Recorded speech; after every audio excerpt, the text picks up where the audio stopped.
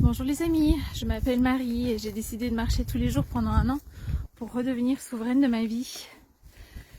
Je voulais vous dire à quel point je suis hyper touchée par le nombre de personnes qui continuent de s'abonner chaque jour à mes vidéos ou à mon compte.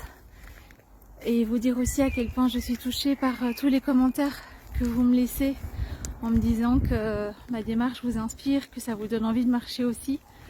Ou que les sujets dont je vous parle vous inspirent. Je ne m'attendais pas du tout à ça et ça me fait ça me fait plaisir. C'est surtout que ça me touche parce que c'était pas du tout l'objectif au départ quand j'ai commencé ces marches. Comme je l'expliquais ce matin à ma thérapeute, c'est vraiment parti d'un besoin profond de me sentir soutenue et reliée dans les épreuves que ma famille vit pour l'instant. Et voilà. Et puis ça fait boule de neige tout seul. Donc merci beaucoup pour votre soutien.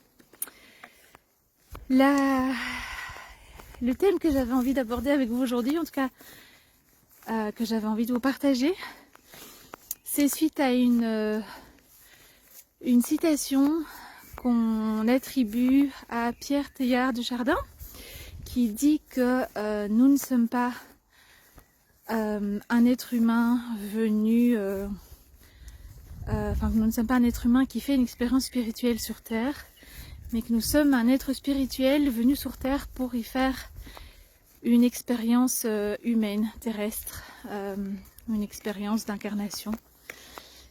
Et cette phrase, je la trouve très très belle. Alors personnellement, je me sens très fort connectée à la spiritualité et j'étudie d'ailleurs pour l'instant et depuis un certain temps dans ma vie plusieurs courants spirituels pour essayer de comprendre ce à quoi je crois, ce qui me parle moins, quels sont les différents courants spirituels, voire religieux, et trouver un peu mon chemin là-dedans. Et j'avoue que cette phrase me touche beaucoup, de me dire qu'on n'est pas entre guillemets un simple être humain, une espèce d'animal qui a évolué, voilà, un peu selon entre guillemets la théorie de Darwin ou une autre, qui aurait développé une forme de spiritualité contrairement par exemple à d'autres races ou à d'autres mammifères.